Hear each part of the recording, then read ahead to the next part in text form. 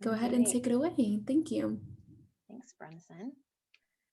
So welcome to today's PowerPoint presentation with Kelsey and myself, talking about the person that uses violence in the home and sharing a little bit about the programs that we have at DAP. So my name is Amadani Keefe, and I am the interim director of, I keep saying interim director of client services. I'm the director of client services and the interim executive director at the Domestic Abuse Project. And I've been at DAP for close to 4 years. And I'm Kelsey, and I am the program coordinator for the Intervention and Prevention Program. I also am a change step therapist and a mainstream therapist. I started my journey with DAP as an intern in the youth program. Also did some work in the victim survivor program, and I have been full-time in this program a little over a year now. So long history with DAP. Yes. So today we are going to talk a little bit about our philosophy at the Domestic Abuse Project, the way that we think about our practice across all of our programs, and then specifically in our intervention and prevention program. We're going to talk about the different areas of focus within that program and different ways that we try to engage in healing with the clients that we're working with, healing and change. We're going to talk specifically about core beliefs, our clients and ours, and how that impacts the use of violence and the way that we engage in therapeutic work with our clients at DAP. We're also going to talk a little bit about the risks and the conditions that might lead to the use of violence in people's lives through our understanding from the folks that we've worked with and the teachings that have been passed on from other folks that have done this work for a really long time. And then lastly, we're going to talk a little bit about considerations for continuing relationships with abusive partners, which is a tricky question. So we're going to give you a tricky response. And hopefully give you a basic overview of what it's like to work with folks that have used harm and the perspectives that we hold about how to engage in that work most effectively. So to orient us a little bit to today, we really welcome questions. Kelsey and I are going to try to monitor the chat and incorporate the questions that you're asking as much as we can.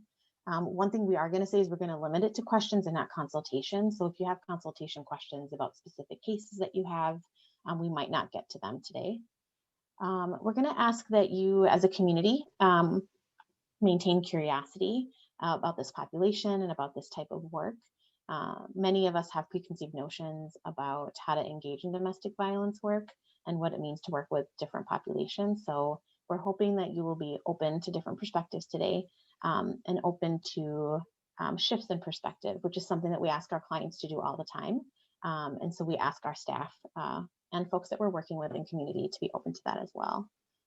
And then the last is that we just wanted a name. It's been a really interesting year and a year of collaboration and evolution within the domestic violence field and definitively within intervention and prevention work. So what we're talking about today is conversations that we've had with our staff and philosophy that we've kind of put in place over our 40 years of being a DV organization, and through conversations that we've had over the last several years around equity and intention around the way that we engage in our work together. And there's been a lot of change even in the last year as a result of COVID. People have had to figure out how to work differently and innovate. And because of COVID and because of a lot of the other sociopolitical things that have happened in our world, we are in Minnesota and are coming up to a really important moment in our state's history and in our country's history around race and oppression.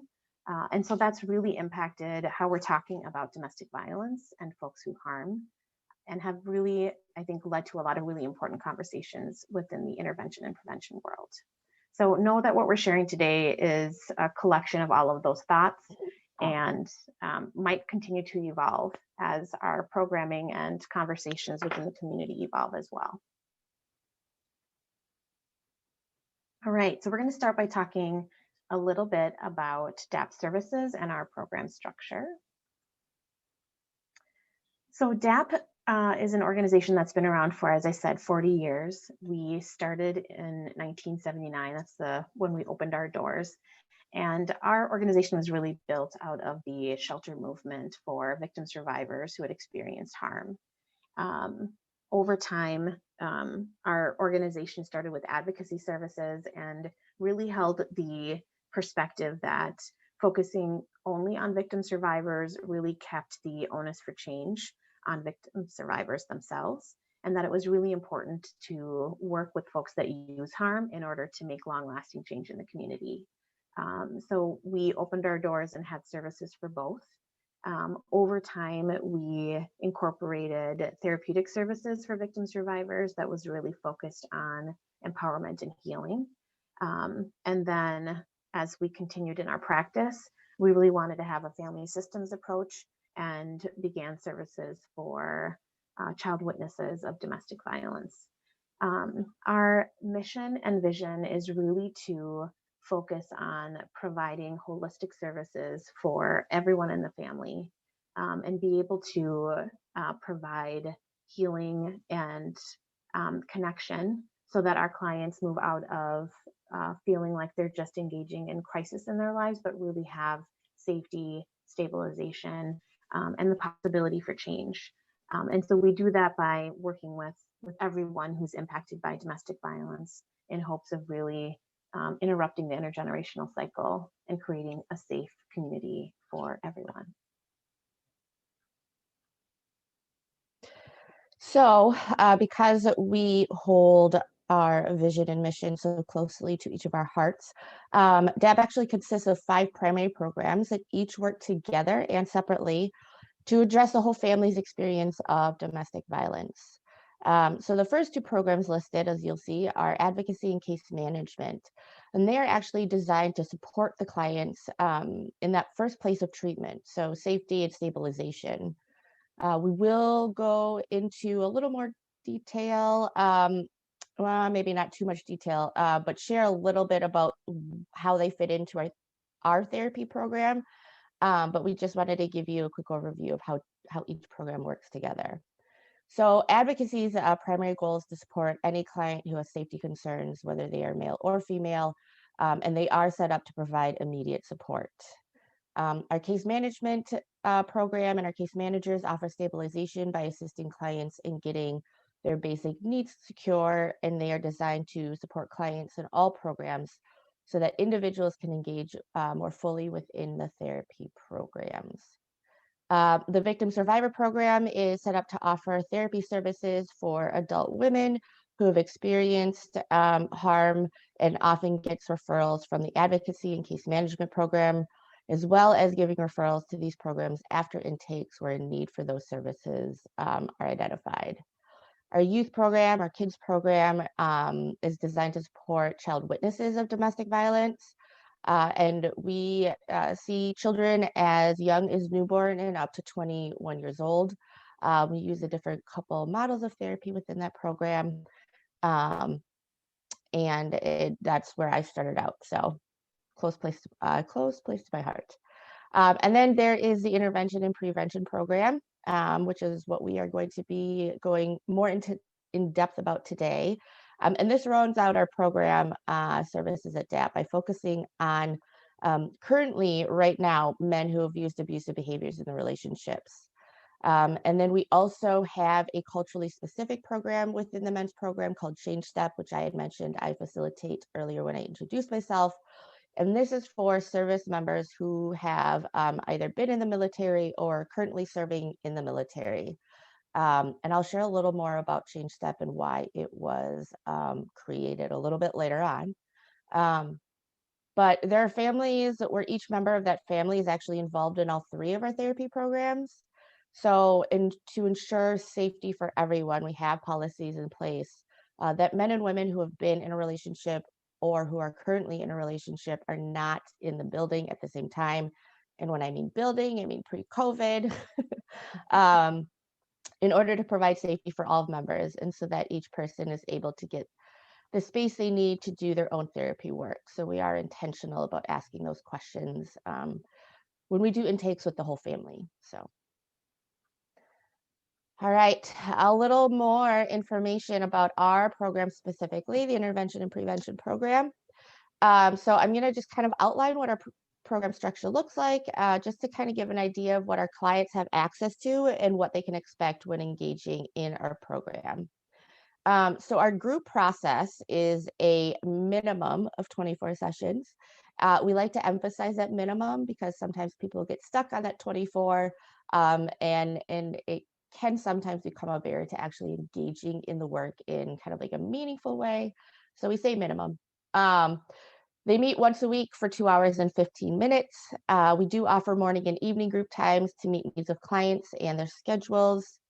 Group is a semi-open structure. So that means that new people start and complete throughout everybody's time in programming or in group. And we find this is helpful because like the veterans of the group can model the process, and they end up becoming leaders. And so some of the feelings and thoughts that they may have had at the beginning of their journey through our group have shifted throughout their time in engagement. And so they're really able to provide an example of how beliefs and engagement shifts throughout the time. No, okay, so let's see here. Martine had a question about intakes. No, we don't do an intake with the whole family together. They're individually. However, in our youth program, we do it's a 2-part intake actually. One with just usually the female caregiver separately, and then we'll bring the child or children in for the second part. But no, we don't do that together with whether it's the dad or the male in the family.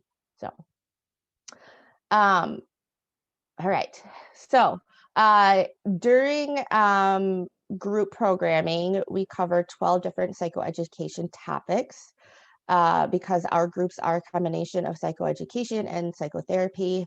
Some of the topics that we cover are domestic abuse 101, costs and payoffs of abusive behavior, shame versus responsibility, ABCs of thinking and feeling, communication styles, responsible assertiveness, gender conditioning, toxic masculinity, ending threats and controlling behavior, physiology of anger and stress, and then the effects of violence on children.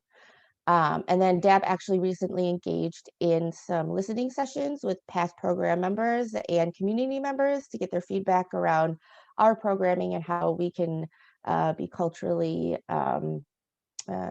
sensitive and aware of the different clients that come through our program, and also areas that we may not discuss or we may not unpack that would be helpful. So some of those that they have identified are historical and racial trauma, grief and loss, birth and chosen cultural identities, post-traumatic growth and resilience, and fatherhood. So when new members start group, we call it their gateway session, and this typically happens every 6 weeks for new members. Having this gateway session every 6 weeks helps everyone feel a little more grounded with the flow of group members completing and starting group. So it becomes a little more expected. People can prepare. Sometimes this deviates a little bit, but for the most part, we try and stick to it. We do offer case management services throughout, so they can start engaging in case management services as soon as they sign up for orientation. I'm actually still on the last slide. And then our program also has enhanced collateral contact, and we regularly update their collaterals about program engagement. And then we will also work with collaterals in a collaborative nature to help support the client in successful completion.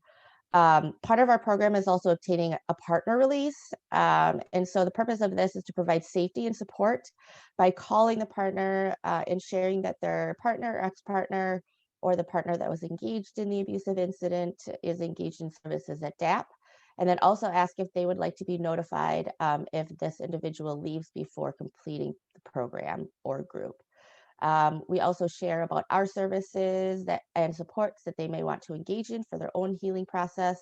And group facilitators make this call so that the partner or victim survivor has direct access to the facilitators working with the partner.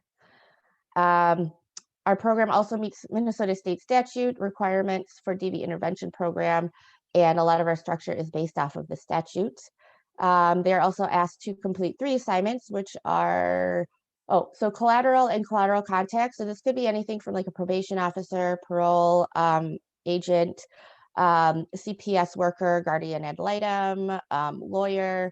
And so anyone that they are working with regarding a case, if they are involved in the system, and would benefit from receiving regular updates from group facilitators or therapists. I hope that kind of answers it. There are other, collateral contacts that we might be engaged with, if they have other therapists that they're working with, if they're engaged in other group therapy. Sometimes if our clients are here voluntarily, we might engage one of someone that they trust that's close to them in their life to help provide a little bit of extra support and accountability. So it's just anyone that we're talking to outside of the program participant. All right, back to the assignment. So our group members are asked to complete, well, not asked, they are required, I should say, to complete 3 assignments throughout their time or engagement in programming. And these assignments are actually broken down into 5 presentations. So the first assignment that they're asked to complete is the self-control plan. And this is typically done within the first few weeks of their engagement in group. And this is to help them identify cues, help them create a crisis timeout plan. It helps reframe negative self-talk, and then also identifies ways that they can manage their stress and engage in self-care. The second assignment, which is typically done in the middle of their programming, is a taking responsibility assignment. And so we ask them to share about an abusive incident that they have engaged in, and they write a narrative about it in the first person. And then the second part of that assignment is actually breaking it down and analyzing it. And so a lot of the questions that we ask are similar to the self-control plan regarding cues, negative thoughts. And then we also ask them to do some reflection on how the victim survivor might have been feeling or how the incident impacted them. This helps kind of with encouraging ownership, accountability, and exercising empathy. And also increases insight into core beliefs. And then the last assignment that they complete is called a maintenance plan. And they're asked to reflect on their participation while engaged in group, identify a plan for future nonviolence, and then also identify ways that they can give back. So some of that like restorative justice, well, not like it is, restorative justice. And then Change Step. So Change Step is our culturally specific group for service members. So this was actually created by prior service members and professionals within the community, understanding that military culture can impact the use of abuse behaviors based off their training and what the cultural norm is within the military. And so the model is actually taught to professionals working with active service members at different military bases throughout the US and overseas. We're doing another training coming up here in, I think, May, which is, I'm super excited, looking forward to that. I am.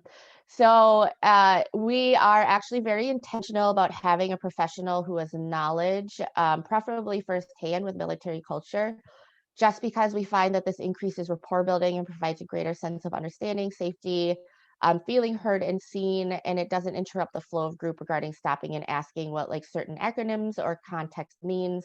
So just quickly, like my husband was active duty Army for 10 years.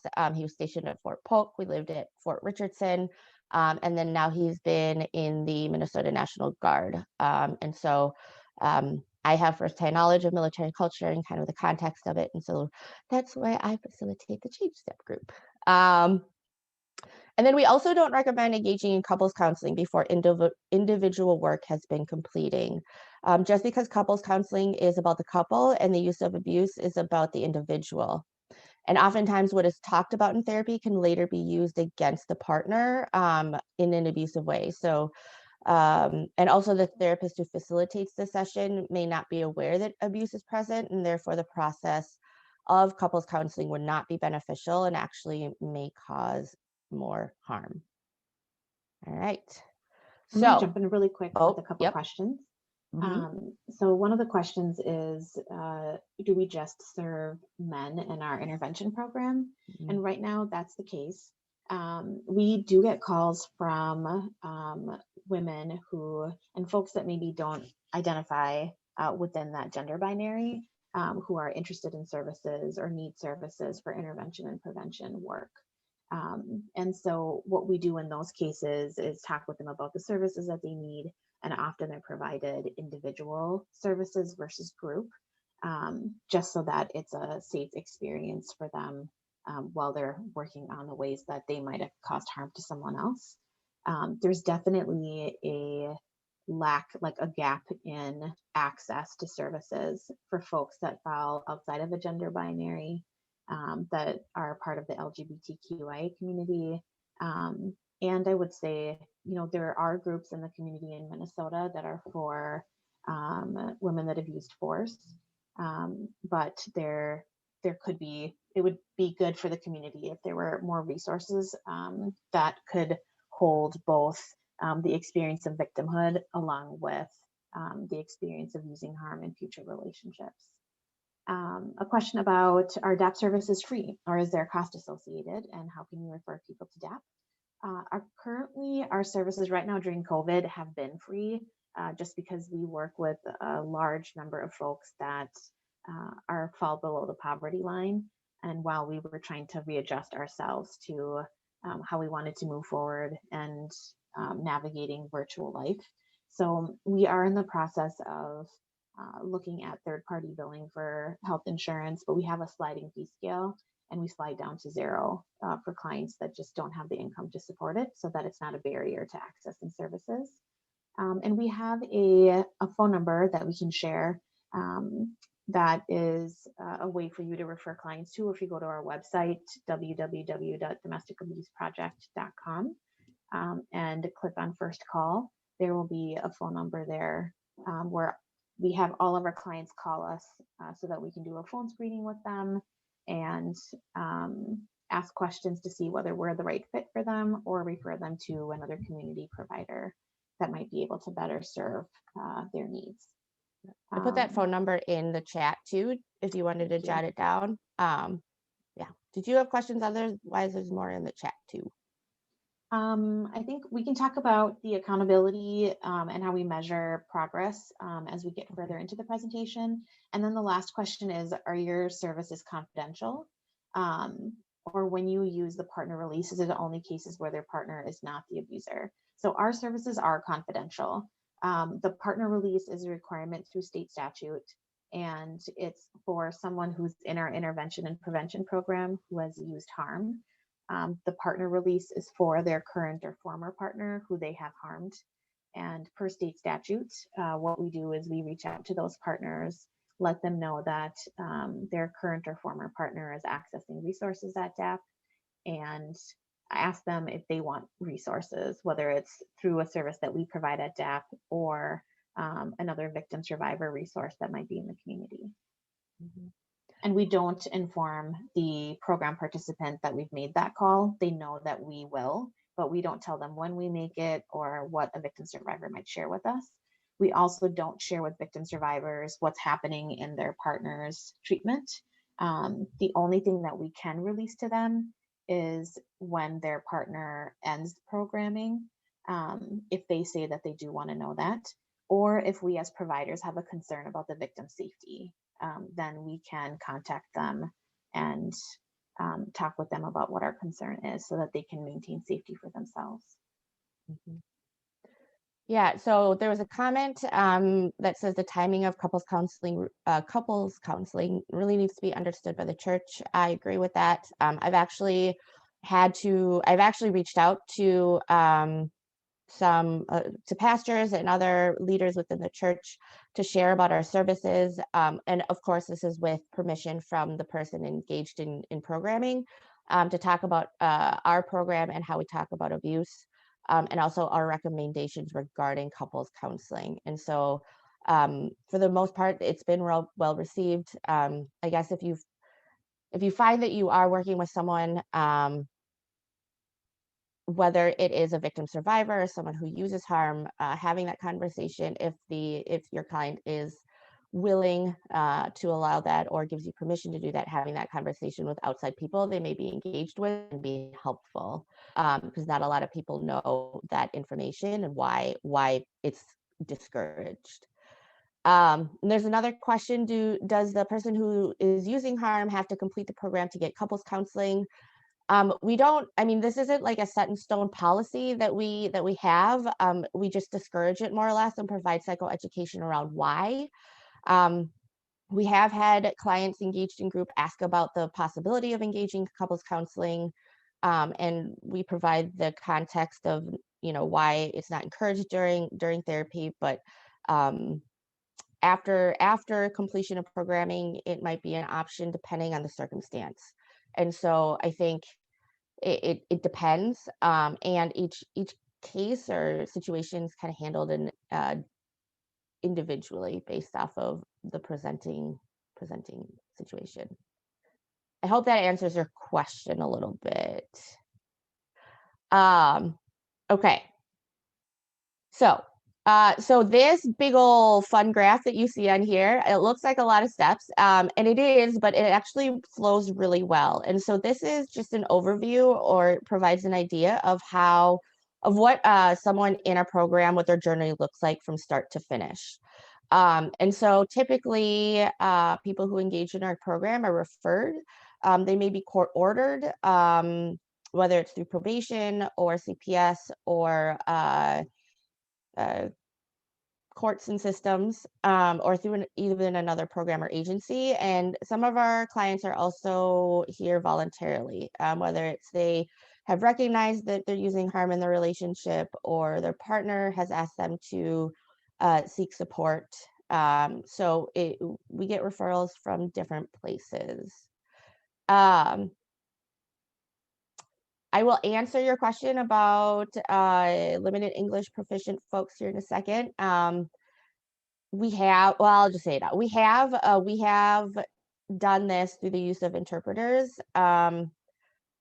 Again, well, I'll let Anthony speak on this, maybe. Yeah, I think it's another gap. I think it's Yeah. another gap in resources. So we definitely get referrals for clients that are not native English speakers. And we try our best to provide resources to support their time at DAP. We've been able to get support through sometimes the referral entity, just because it's pretty costly, and often means that we're providing the services individually versus in group, because interpretation takes time, and there's different ways that we need to interpret the concepts that we're talking about so that it matches the culture of the person that we're working with. So fortunately, especially during COVID, we've been able to provide that to clients, to a select few people that have been referred to us. But I think that it's something that as a community we need to be looking at, because it's really difficult when a client is referred to programming and is mandated to attend, but there isn't a resource that can actually provide that interpretive services, or has culturally specific programming that would be more suitable for them, just because the metaphor matches, and the way that the program is structured or the way the assignments are structured match. So I definitely would say that it's a gap and something that we actively advocate for. Mm-hmm. We also utilize like a phone line for interpretation, and other resources like that, but it's much better when you have an interpreter that's part of the process, that's a consistent person that the client can also develop trust with over time. Mm-hmm. Yeah, and with the implementation of insurance too, that might open up some more doors, because there are some insurance companies that will pay for interpreters. I experienced that when I was doing individual therapy before coming back to DAP. So hopefully that will be another resource for providing services. So. And Summer, your question about whether there's any effort to train practitioners who are native speakers of the language, I think yes, and we would be really interested in partnering with organizations that wanted to get trained so that they could provide the resource in their community, because I think that would be shared learning for us, as well as other organizations. And I think that's another way to lift up communities so that, you have the information to be able to provide this service in a way that's accessible and culturally specific. All right. I'm gonna head back over here to the slide. So I spoke a little bit about referrals and how people get engaged in our group. When they're referred, they call our first call line, the number that we shared earlier. And there's a day that they can sign up for orientation, because we do have scheduled orientations each month. Pre-COVID, we were doing 2 orientations per month. Now during COVID, and because everything is remote, we're offering 1 orientation per month. And so when we are in person, the clients come in for orientation and they meet the staff, and start building the relationship. They learn how our program talks about abuse and what topics we cover. And it also helps the client decide if our program is right for them. Because sometimes we find that they might have a choice of anger management or domestic abuse programming. And so the difference between anger management and our program is that anger management is more focused on solution focused skill building. Oh man, that is a mouthful. Solution focused skill building, versus our program, which incorporates the why. So it sees more than just the behavior and how to stop it. Anger management doesn't always necessarily address the unique factors of relationship abuse, so gender roles, masculinity, impact on partner. And interventions taught in anger management may actually cause harm to the partner, because the interventions are geared more towards engaging in violence with non-intimate partners, other relationships, friends, work relationships, and strangers. So that's just kind of a brief overview of how our program differs from anger management. And then once they complete the orientation, they make a decision whether or not they want to move forward within our programming. And if they do, then they sign up for an intake or a diagnostic assessment. And the purpose for this diagnostic assessment is to get to know the client a little more on a more personal level, and also assess for any mental health issues that could be a barrier to engagement or participation. And also continues to build rapport and the relationship, because the client is being seen and validated in their experiences, and they just get to share, and maybe have someone listen to them that they haven't been listened to before. So once they complete the diagnostic intake, unfortunately, they are put on a wait list. But while they are on the wait list, they have access to case management. And then if individual therapy is found to be helpful during this time, they would engage in that as well. So this is meeting the individual needs of our clients, depending on barriers or stressors that are currently showing up in their life. And then when a spot opens up in a group, they have a gateway session, and then they start group. And then our groups are a combination of psychoeducation, which teaches clients about the cause, symptoms, and effects of domestic abuse. And then psychotherapy, which provides safe space for learning and practicing new skills and processing previous experiences.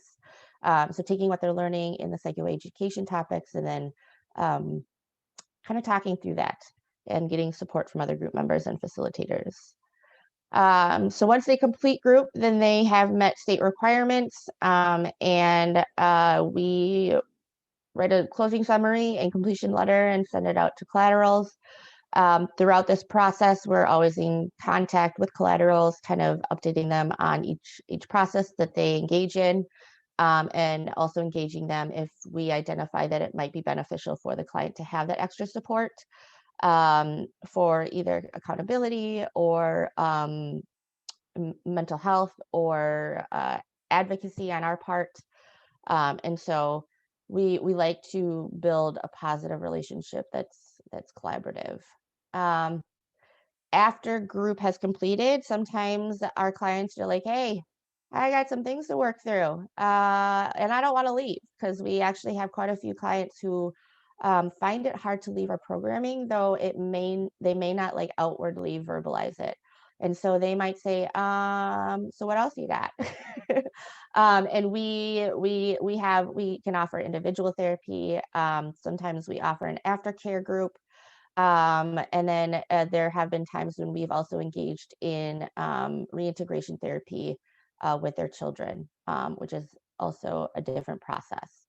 And then once they have identified that they're kind of, want to say goodbye, that completes the program. A large part of our program, though, is accountability, and it is practiced at every stage in the programming. So like with, for example, orientation, they're offered a space to talk about why they're at DAP. During the diagnostic assessment, we go more in depth about the abusive incident and history they may feel some shame around. And so part of that diagnostic assessment, though, is also to create safety. And so part of that process is we never like make them talk about something they're not ready to talk about, because a lot of our clients experience trauma. And so asking someone to unpack their trauma, the first meeting you're having with them might not always feel safe because you're new. And so we might ask some curious questions or preface, like you can just say yes, no, yes, but I don't want to talk about it right now. And then we just kind of notate that. Waitlist, accountability, if they're having some barriers in their life, taking the initiative to engage in like case management or individual therapy. So asking for their needs to address barriers. So group, we invite them and offer them a spot. And so then we ask them to give us a call back if we don't get a hold of them within a certain time frame. And then they're also asked to show accountability regarding like participation and engagement, completing assignments, showing up to individual meetings outside of group, showing up to group every week, and then also communicating anything that would impact programming. So whether it's like a violation of a no contact order, if they use abuse while they're engaged in programming, which may lead to a charge or a violation. And then after group completion, recognizing that they might benefit from additional therapeutic services or additional support and reunification therapy with their children. So, which is building like the relationship in a healthy way. And so that is just kind of how we encourage accountability throughout their process.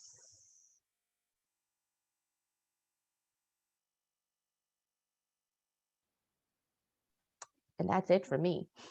Okay. So a couple questions, like how do you measure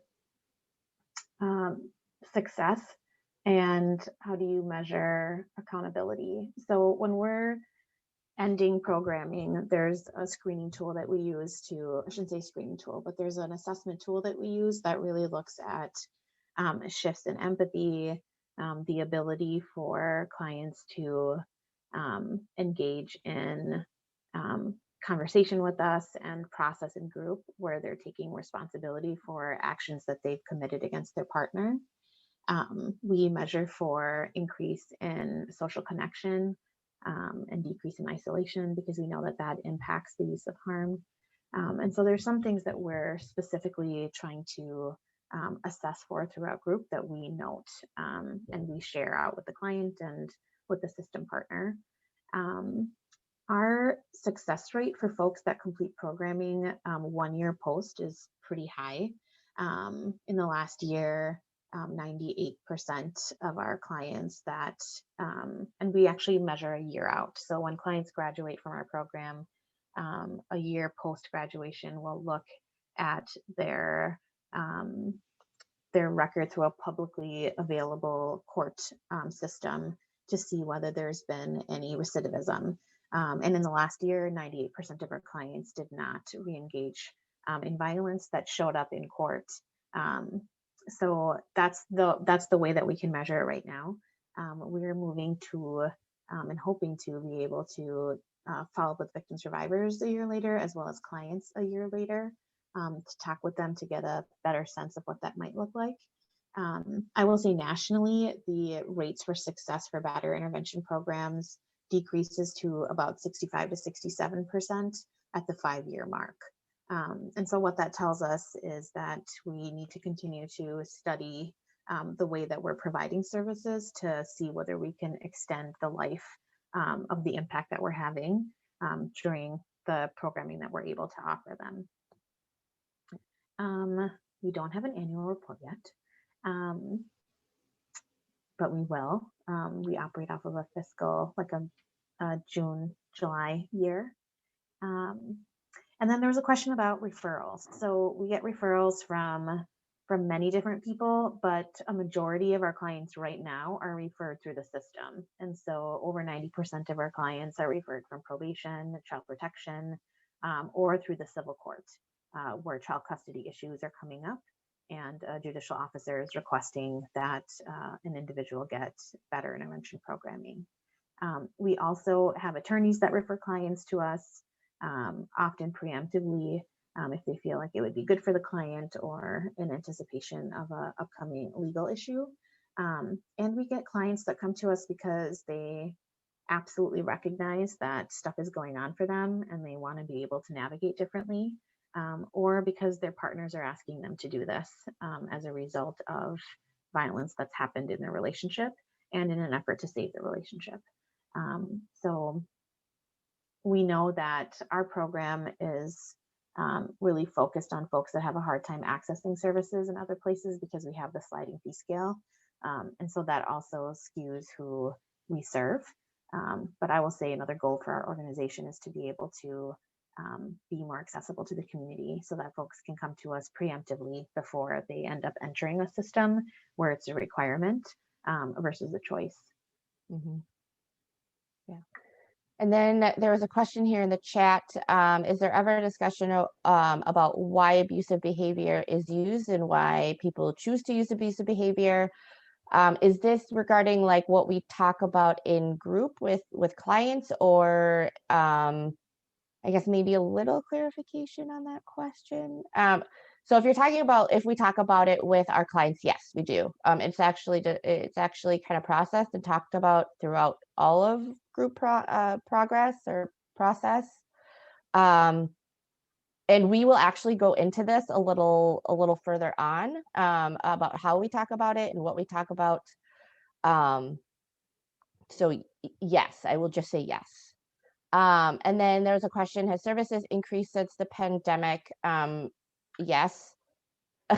Yes. Unfortunately. Yeah, I mean, I think a lot of us have read about the increased use of abusive behaviors during the pandemic due to like the lockdown and social isolation.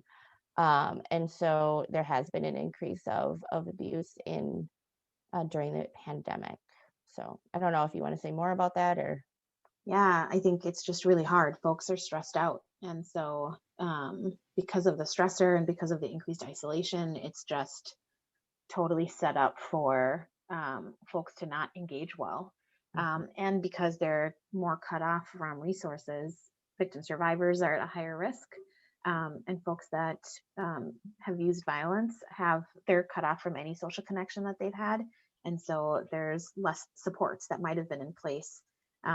So I think it's really difficult for everyone in family systems that are struggling with this type of issue.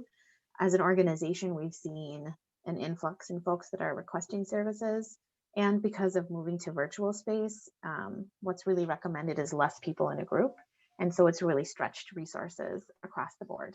And we've seen this and heard about this nationally with intervention prevention programs really struggling to figure out how to provide services. And because of differences in philosophy or ideology about what's an effective way to provide the service, some organizations have stopped providing intervention and prevention services in their area, which is unfortunate because it really takes away whatever type of support they might have been able to provide.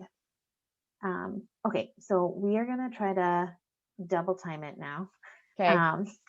Just because we are cutting close on time, but really appreciate the question. So please keep asking. So we're going to talk a little bit about our framework at DAP and how we think about providing these types of services across the board to all of our clients and specifically within our intervention and prevention program. So our framework really includes providing person-centered or client-centered care, trauma-informed care, and anti-oppressive, anti-racist practice. When we're talking about person-centered care, that's something that was really developed out of Carl Rogers' theory about how to engage with clients. And the assumption is that people are fundamentally good and have this desire to move towards living a life that is living their best life and being able to overcome barriers that they're experiencing.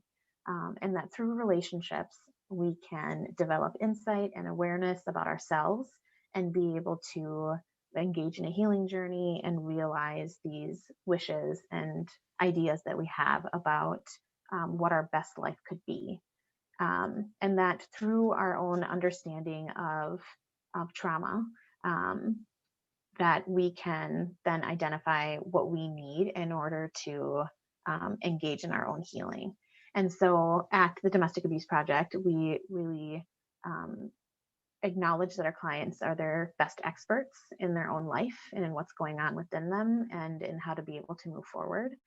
As we start to decolonize our own thinking and theory about how to engage in good practice with clients, part of what we're also talking about is, depending on the culture and the value set or the norms for some of the folks that we work with, being person-centered might not be the best, and being more collective or community-centered is the best way to be able to work with our clients. And so thinking about how do we really provide the best service for each individual based off of their culture, their perspectives, and the way that they want to engage in healing.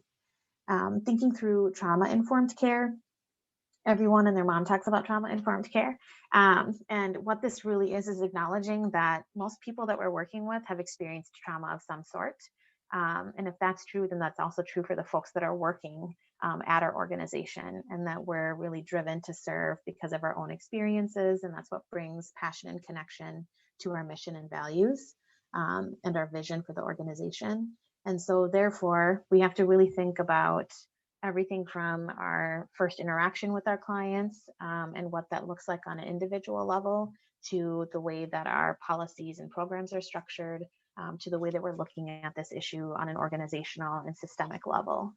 And that we really try to tend to that in the way that we engage in our work. And then the last is anti-oppressive practice, which really is that it's a recognition that we hold power in our work and in our role, and that there are power imbalances that exist within the populations that we're working with, and that it's our duty to really try to balance those power dynamics and empower the clients that we're working with. And this involves recognizing that trauma exists, and that also adds to the power differential, and that there's opportunity for us to engage in power sharing, that we have to think about our identity and how that really impacts the way that we engage in our work with each individual client that we're seeing, as well as the collective. That we as an organization can also engage in oppressive practices. And given that we're working with power and control dynamics all the time, it's so important for us to be able to recognize that and see how it comes up, especially when we're navigating secondary trauma or burnout, or navigating our own core belief systems, because that's usually when we start engaging in the same types of behaviors that we're trying to change in the clients that we're working with. So we really have to be attuned to that and open to checking ourselves on that, which is complicated and difficult and very, very necessary. So I wanted to put this quote in here just because, again, we are in Minnesota. We are coming into a time of potential upheaval and disruption in our community, or unrest, I should say. And so I think with everything that we've been through as a community, even on our small scale, let alone on a world stage, that it's really important for us to think about how this impacts the clients that we're serving in our programs. And so I love this quote from Daryl Wingsu: while self-change requires becoming a non-racist person, societal change requires becoming an anti-racist one. And that really ties into different ways that we look at domestic violence, that we look at healing, that we look at who's deserving of healing. and as we look at the pathways to make that possible for the folks that we're working with. So the therapeutic model that we use to engage in care with all of our clients in our therapeutic programs, including our intervention and prevention program, is Judith Herman's triphasic model of healing and recovery. So the first stage is safety and stabilization, which is really recognizing that it's really hard to engage in trauma work and healing work if you don't know where you're going to live, what you're going to eat, how you're going to pay your bills, how you're going to send your children to school. And so those issues also exist with folks that are struggling with using violence in their home, and are often conditions that can exacerbate or lead to the use of violence. And so really providing case management support and other types of support to assess what's needed for stabilization and for safety for them. With our victim survivors, this is providing advocacy services, talking about safety planning, and engaging in legal supports. Our stage 2 is remembrance and mourning, and that's really engaging in trauma processing, talking through someone's story and helping them share and narrate what they've experienced. This also includes really engaging in more depthful understanding of what your role is in the story that you're sharing, and the story that's part of your life. This is also where folks are engaging in mourning. And so, as Kelsey named, one of the group topics that really came about in speaking with folks from the BIPOC community is that there isn't enough space for grieving. Grieving the loss of relationships, loss of identity, loss of pieces of yourself, loss of innocence for your children that you might have harmed as a result of using violence with your partner. And so really creating space for that mourning is being an important part of the healing process. And then reconnection, reconnection with yourself, with your community, maybe with other people in your family. But this includes really thinking through aspects of your identity that you're able to get back, or that you want to have back, building bridges with community resources and decreasing that isolation. Finding commonalities with other folks outside of, in our groups, the use of violence, and really feeling like you can become an integrated part of the community that you want to be a part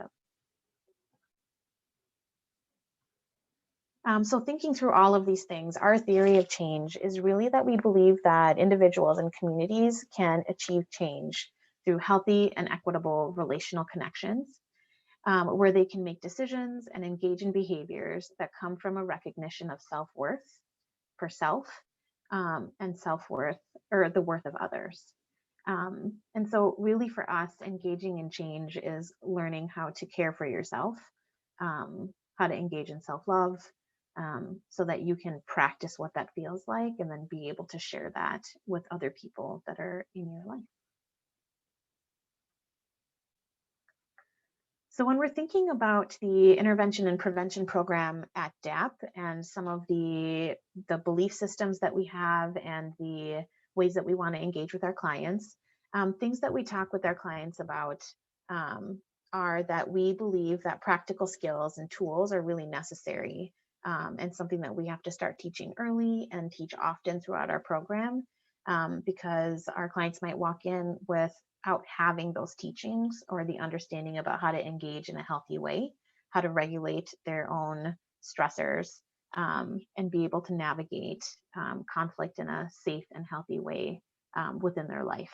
And so building those practical skills is an important part of the work that we do. Recognizing and exploring underlying core belief systems that really perpetuate violence towards women, and unpacking all the different ways that we take it in from our environment and that we learn those teachings over time. We recognize that culture, norms, and values can really lead to hypermasculinization of male gender roles. And that's part of the ways that we normalize and dehumanize in order to make violence okay and an acceptable form of engagement. We also recognize that culture, norms, and values can also have a lot of healing properties and be really important strengths that clients have that can help in the healing process and can also help with building connection, accountability, and cohesion within our group process. And so bringing that in and recognizing the good, the bad, the ugly, and being able to talk through that collectively is an important part of engagement and treatment. Trauma-informed practices, as we talked about, and really being willing to talk about trauma with folks that cause trauma, recognizing that hurt people, and that there is trauma involved in perpetrating violence, are all really important aspects of engaging in intervention and prevention services. And then that group members and through the group process, being able to hold each other accountable and being able to hold yourself accountable is a really important foundational aspect of combating shame, which is a very difficult and very present and very big part of our clients' struggles. And being able to shift shame to something else is part of the work that we're doing. And then lastly, that coordinated community response is essential in intervention and prevention programs. And we'll talk a little bit about what that is shortly. I'm going to go through these super quickly, but our program objectives are that we want to promote group cohesion and collaboration and mutual aid. It's really important for our clients to be able to provide feedback to each other about what's healthy and not healthy, because that might be something that they weren't experiencing in their environment, and that it's hard to do, right? It's hard to tell somebody, hey, I don't think that what you're doing is okay. Those are the conversations we typically avoid. And those are the conversations that we ask all of our clients to lean into, and that we have to be willing to lean into as providers to provide a good service. So there's a lot of practicing that in our program.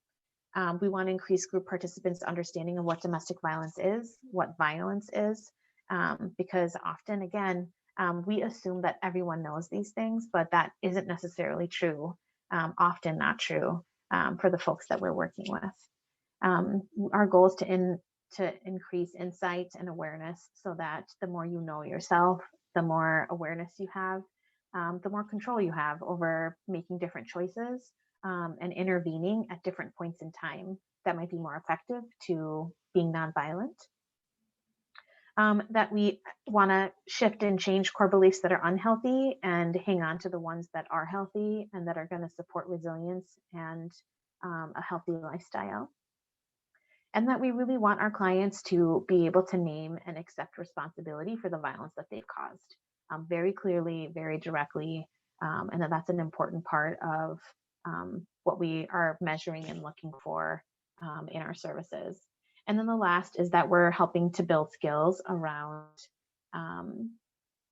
different ways of engaging, different ways of communicating in a healthy way, and using assertive responses and communication to identify what your needs are and have them get met. All right, Kelsey, turning it over to you. Awesome. You're going to have to be my push button person though. So take my cue from me, I guess. We'll see how this pans out with timing. Okay, so just a quick introduction. So what I'm going to just quickly overview really quick is the cycle of abuse or cycle of violence. I was going to make this a little interactive, but there are a lot of questions, and so I also want to make sure that we have time for those in the end. So I'm turning on my super speedy talking voice now. So we actually introduced the cycle of abuse early on in engagement to build awareness of how abuse presents in relationships. We also review it every week in group to build muscle memory, and our goal is for our group members and participants to be able to recognize if they are at a stage in the cycle and be able to implement skills before an incident occurs, which will hopefully eventually break the cycle. And so I am just going to, okay, so at the top of the cycle of abuse, we have the abusive incident, and you can click the forward button. And so at DAP, we actually focus on 6 types of abuse, but talk about 8. And so the six types of abuse that we talk about are physical, emotional, which sometimes is referred to as verbal, psychological, sexual, technological, financial. And so those are the 6 that we focus mainly on, but we also talk about what spiritual and immigration abuse looks like, because it does show up in people's lives, and it is important to talk about them and identify them. Gaslighting falls under psychological. Also with physical abuse, we talk about it.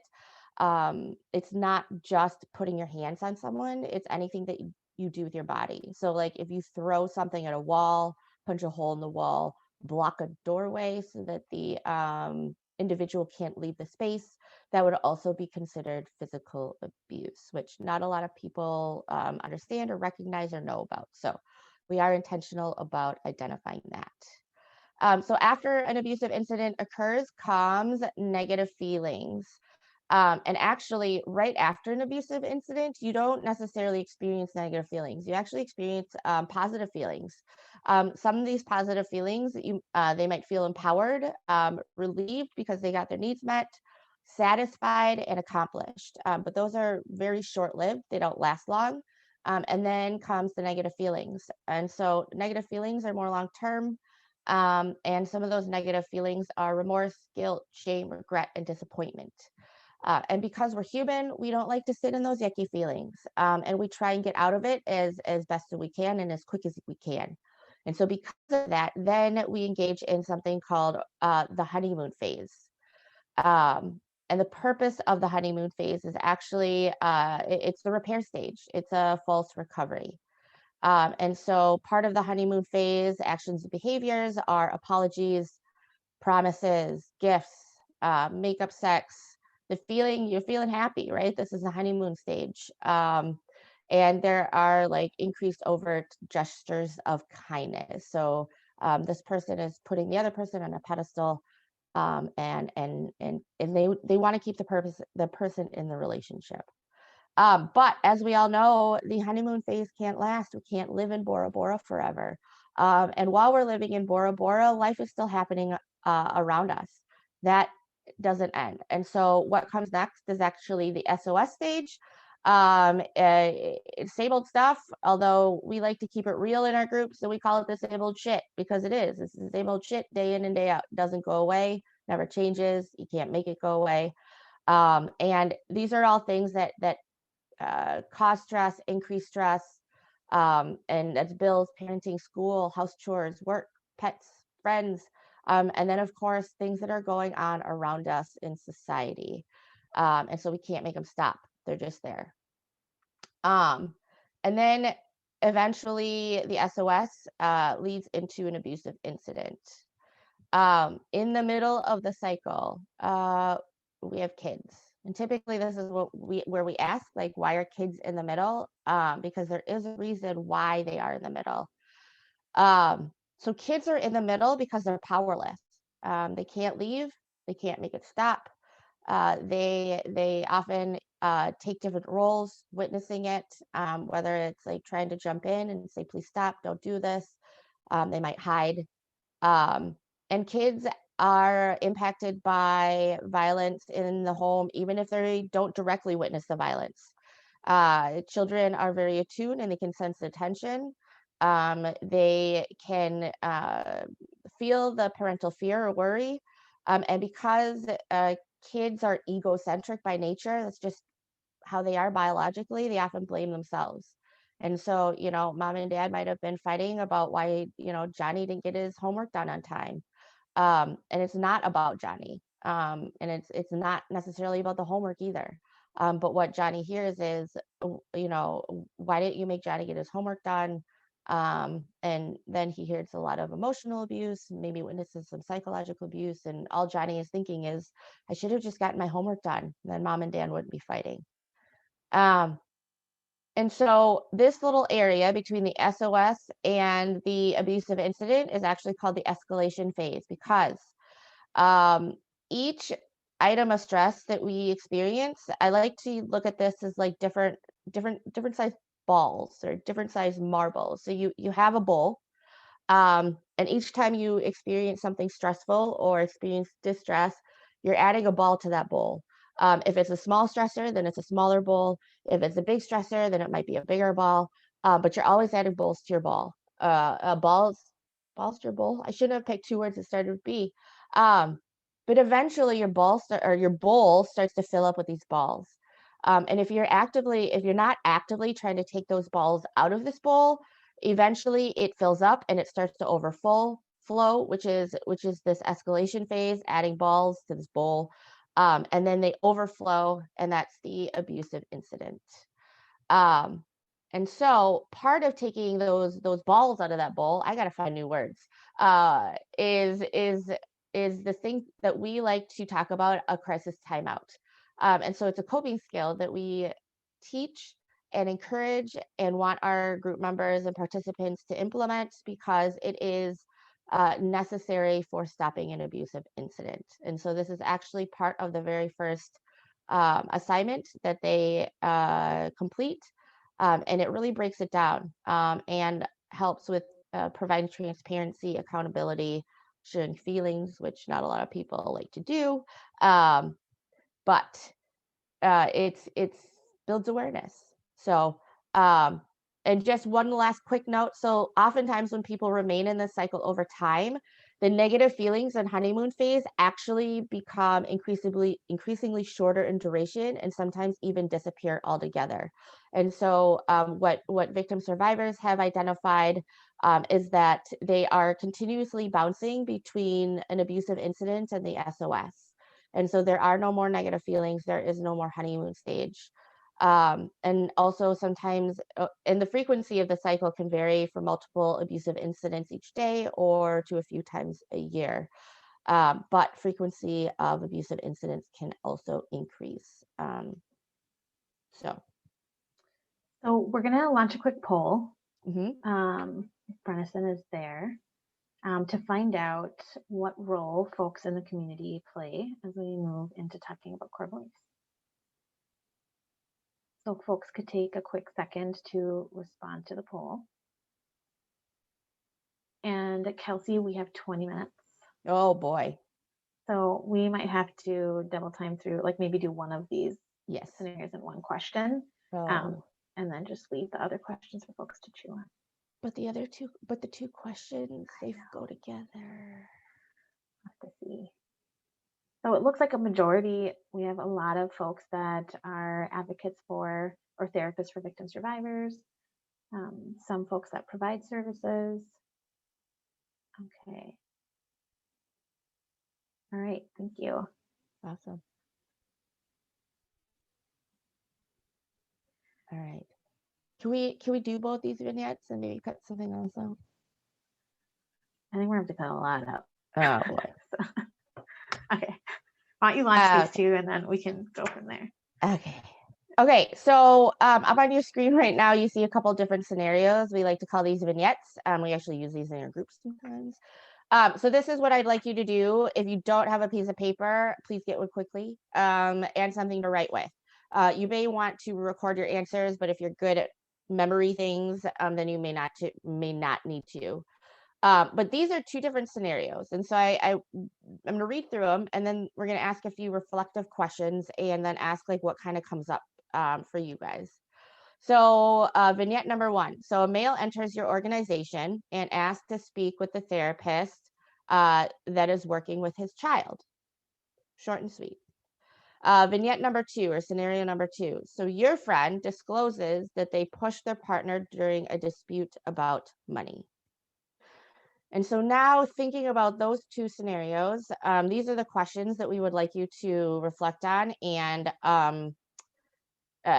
answer. So the first question, and you can type your answers into the chat.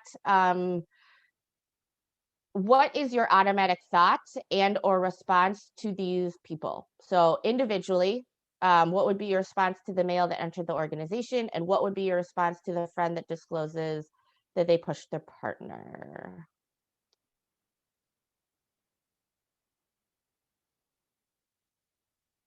Okay. Nurse home visitor for first-time parents, prevention educator, working with young men, crime victim services. Oh, that's just where you work.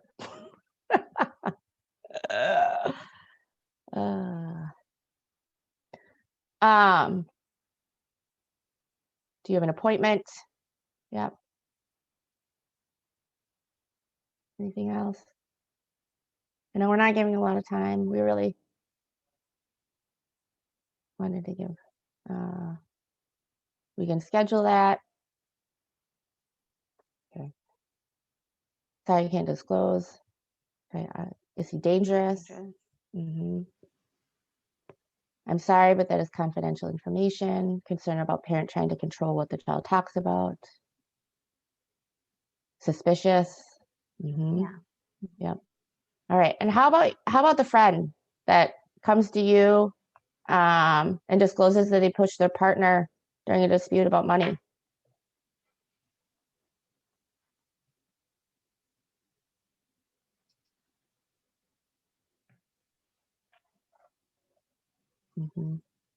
A lot of similar responses to the first one. Okay. Okay. What do you mean by push? I think I would ask, what are you going to do about it? She pushed him or he pushed her. What were you thinking? What led them to pushing the partner? That it's not okay. Thank you, April. Was it inappropriate? And asked why they pushed. Okay. Yep. So a lot of questions. Yep. Okay. Question number 2 for each of these. Maybe I think we can go even off of that. Like, yep. So I think something to note that's really interesting is with the first scenario, it seems like a lot of us had a definitive thought, right? An assumption about this person, that they're there for a specific reason and that there's a potential that they're dangerous. With the second scenario, there was a lot of curiosity around what was going on in the situation and asking for details that would lead to getting more information about what that person is there for. And I think something that, actually, let's see here. One of the things, so I think with the first scenario, is there something that you could have asked that would have fostered curiosity about that individual person who walked up to the counter and said that they wanted to talk to their kid's therapist?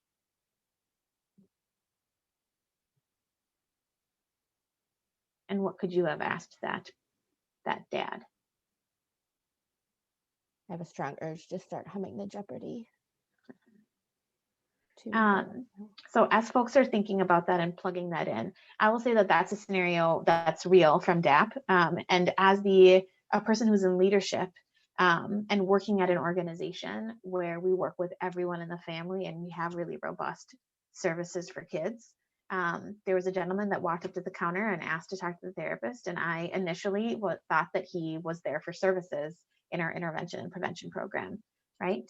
And I think that part of it is there's a question about like my assumption about what a man would be doing in our building and whether or not I would see him as a dad versus just seeing him as someone who has the potential to be violent, right? And he happened to be a dad that brought his kid to therapy and was just checking in to see when his kid's therapy session was going to be done. A healthy individual who had not ever been there for our services, but was there as a person that was a new part of this child's life and was there to help support them through. But given everything that we talk about at DAP and how much I push all of these different types of philosophy and reflection and thinking, I'm still really connected to core beliefs and different things that I've been indoctrinated with that really impact the way that I see people. And so that's something that is really important for us to attend to. And also just to note, so like the male, assuming that the dad of this child is the abusive partner, and not necessarily that the reason why the kiddo is engaged in services is because maybe the victim survivor's current partner or a past relationship is the reason for the services. And so the assumption that the dad is automatically the abusive partner. So. So maybe in the chat, if you guys can enter in some thoughts that you might have about what you think relationships look like and should look like, that would be helpful. And then also, if you have beliefs about people that use violence, what are some belief systems that we have about folks that use violence?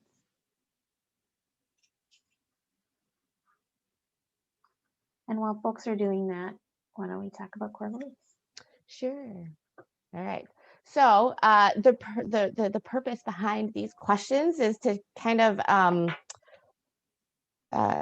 learn about our core beliefs. And so this is actually something that we talk a lot about in group with our clients because it is important to be able to recognize them and how they impact our life. And so core beliefs are actually the basic beliefs about ourselves, other people in the world that we live in. And we talk about core beliefs in relation to what drives our interactions and behaviors with others. So they're the basic beliefs that we hold about ourselves and other people in the world that we live in. They are things that we believe to be true that are often based off of our early learnings in life. So our core beliefs help structure our attitudes, assumptions, and rules that we use to navigate the world and our day-to-day life. And these beliefs become integrated and automated as we get older. And they're very important not only in the way that we see the world, but also to the way that we see ourselves. And so they help us determine our sense of self-worth or our sense of safety, perception around competence and capacity, and our ability to take in and absorb love from others, as well as our capacity to love ourselves and our sense of agency and power in our ability to navigate the world and care for ourselves. So core beliefs are where our negative self-talk and negative self-perception stems from, as well as our overall confidence and self-esteem.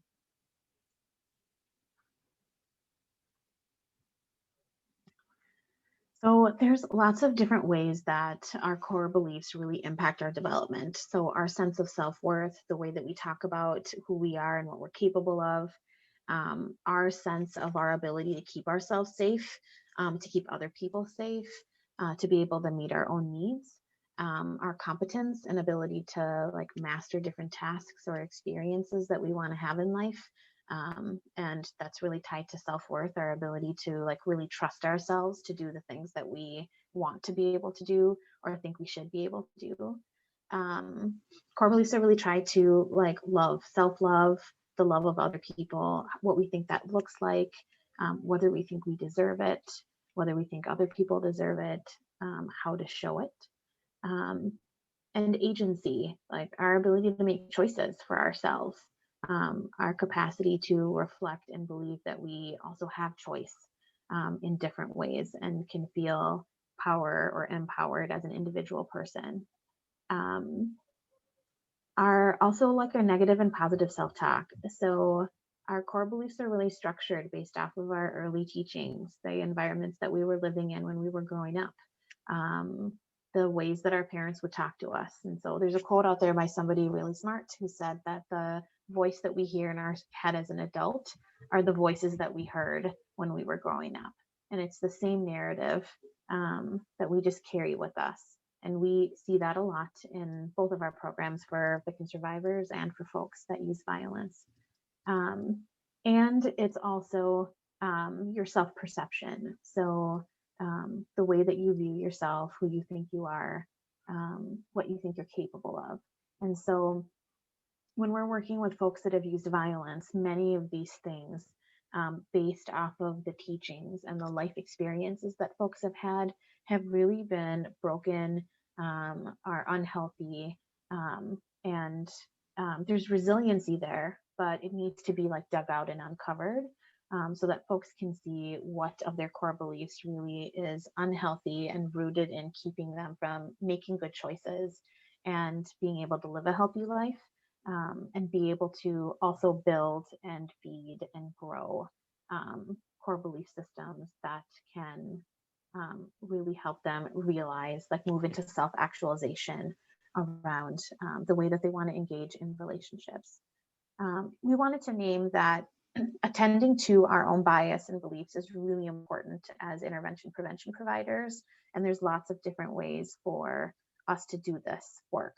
And going back to that first example of men being the folks that engage in violence, and that being the reason a dad might be in the building, really gets at core belief structures from my own lived experience and being in a community where domestic violence was really rampant. And the teachings that I've taken in from social media and music and everything else that teaches me who are the people that harm and who are the people that experience harm. And so we use clinical supervision and reflective practice to be able to talk about these things, case consultation. We have a lot of trainings. We have a group that's been in place for a long time called People Who Work with People Who Batter. And that's a collection of folks that do intervention prevention work, advocates, probation officers, other folks from the community, and we meet together to consult about struggles so that advocates can help hold us accountable to the work.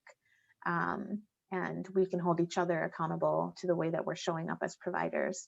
It's really important to listen to victim survivor voices and to advocates who are able to lift up those voices to ensure that the way that our programs are structured and the way that we're engaging is really keeping the victim in mind, because they're also part of who we're serving when we're working with folks that use violence, that we're actively engaged in anti-oppressive actions, so that we're not just talking about what it means to be anti-oppressive, but also that we're doing things in our programs and in the way that we practice to really adhere to that mentality.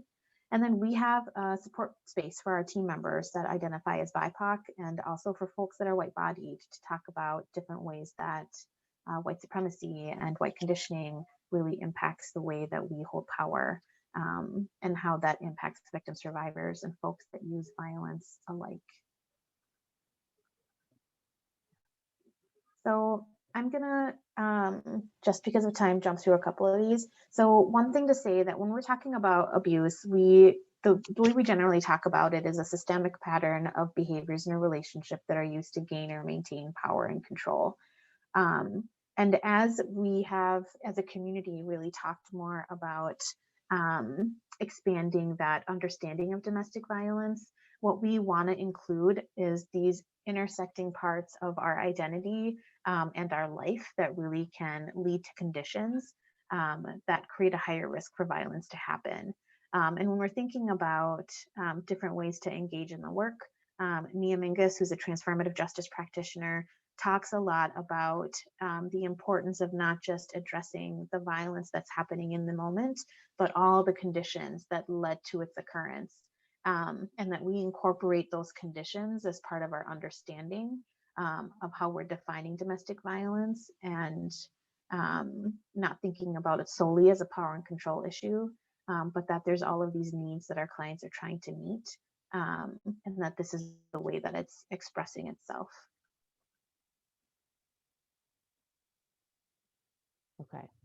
I am going to kind of talk about two things at one time. So I want to preface that, like, at DAP, and this is actually a later slide, at DAP, we don't use the labels abuser, perpetrators, or batterer, because we find that they actually generate shame, which makes it difficult to be accountable. So we use like people who use harm, abusive behaviors, people who use abusive behaviors, because then we're focusing on the behavior versus like a label, which can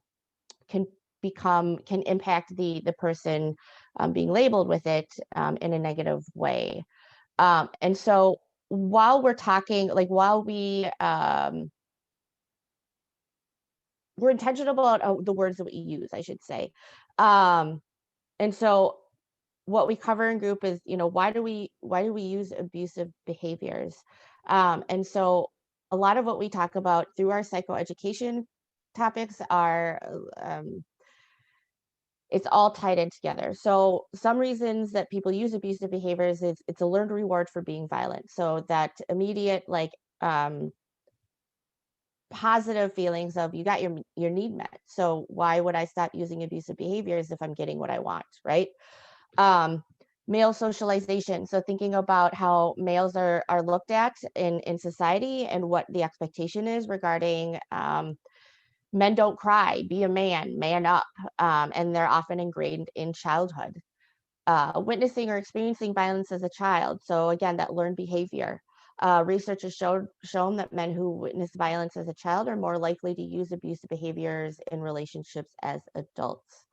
And by witnessing or experiencing violence as a child, that becomes the child's norm. Like they don't know anything different. Like that's just how they think relationships work. And oftentimes we have clients come through our program that are like, I didn't know that there was any other way of engaging in a relationship because this is what I knew growing up. There might be rigid or traditional views of gender roles. So, the terms man of the house, breadwinner, I wear the pants. So these are fixed beliefs and assumptions that are held that men and women are naturally suited to different tasks and responsibilities or have personalities, likes, dislikes, desires, interests, and abilities that aren't based on their individual personalities, but their gender. So desire to misuse power and control. So they like the rewards, they like feeling in control. And because of that, they continue to use it. Misogynistic thinking, I think this is a big one. I think oftentimes, actually, a lot of men who have misogynistic thinking aren't aware that they have misogynistic thinking. And what misogynistic thinking is an unconscious hate or contempt towards females. They're better because they're male. Quick example, we have a group member in one of my groups who won't take any feedback from me.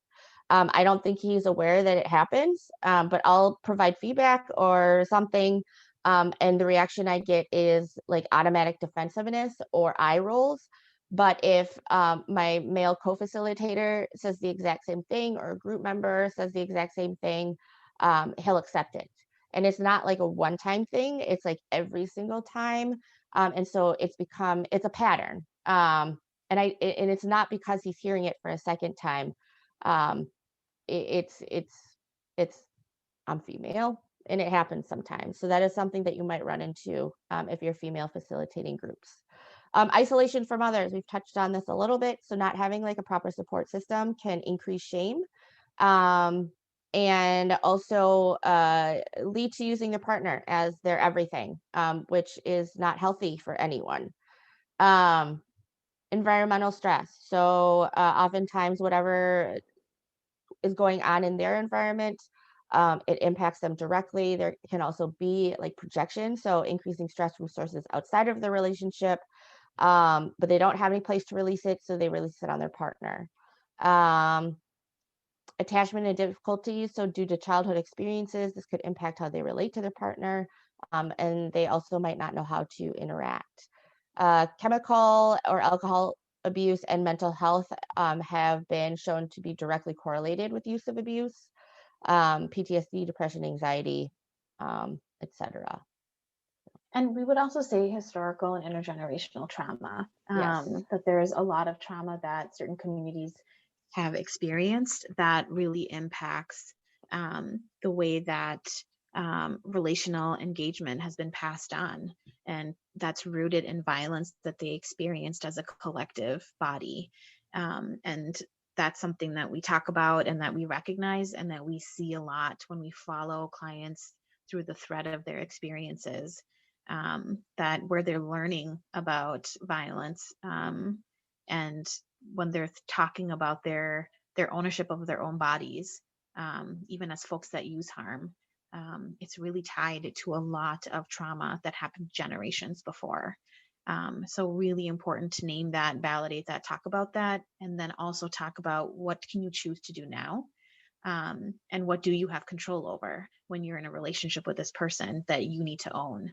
Because you might not be able to control those things, but what you can control is what you do now, and how you respond to the stressors that you have in your life.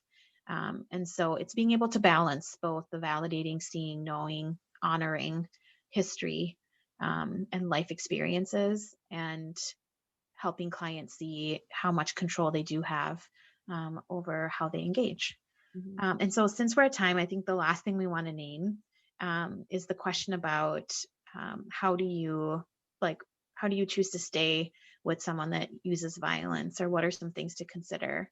And so what we'll say is it's the same thing that we say to victim survivors, that it's really important to like engage in relationships that are healthy, that have good boundaries, that have good communication, where you know that you can be physically safe and emotionally safe, that you have mutual trust and respect with your partner, where you can be open and vulnerable and give and receive love and support. And what we find is that when folks go through our program, they start to realize more about their environment that isn't healthy. And if both people in the relationship are moving forward and changing, then they're more likely to be successful. And if one isn't and the other is, then we see in our victim survivor program and in our program for folks that use violence, where they're starting to recognize, like, I can't change my environment, or I can't shift my environment, but I can choose which environments I want to be in.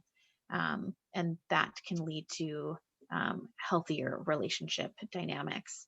But that we encourage our clients to look for that as well. There was a question about whether women can use violence or whether mutual abuse exists. And that comes up on the regular in our groups. And what we say is that, that sounds like a really messy experience, or that sounds like there was a lot going on that was a stressor for you and a stressor for her.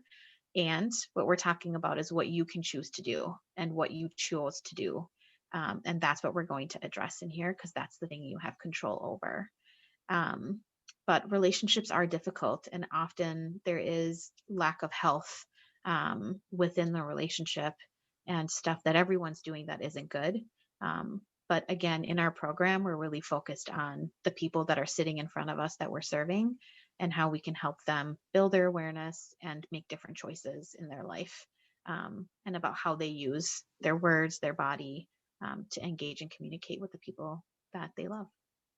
Breaking down the dehumanization that people often have towards people who use abuse, and so humanizing them, seeing them as an individual person, and recognizing and accepting their story. So, and then asking them to do the same for the victims in their life, because they haven't experienced it, and therefore they're dehumanizing other people that are part of their world.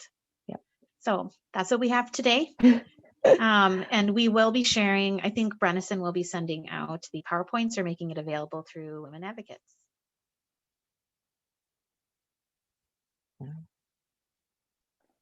Yes, thank you all so much.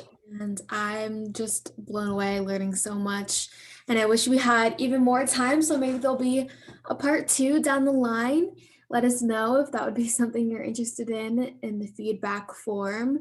I will also send the instructions for requesting a certificate of attendance in the chat, and it is recorded. So again, you will receive an email with a link to the recording, the PDF of the PowerPoint slides, and information again on how to request a certificate. So all of the resources will be shared to you.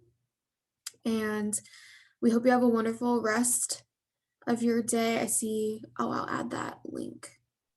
Yeah, there's just a really good article that came out recently about the difficulty of doing this work during COVID. And there's 2 cases in there that are really different, but speak to the complexity of the work. Great. Yeah, I'll include that in the follow-up email as well. And thank you to our ASL interpreters, and thank you all for spending, these past 90 minutes of your Friday with us. We hope you have a wonderful weekend. And I'll go ahead and end the webinar. It seems like people are saying thank you. I hate cutting people off, but we do really appreciate you all being here. I'm going to end the recording.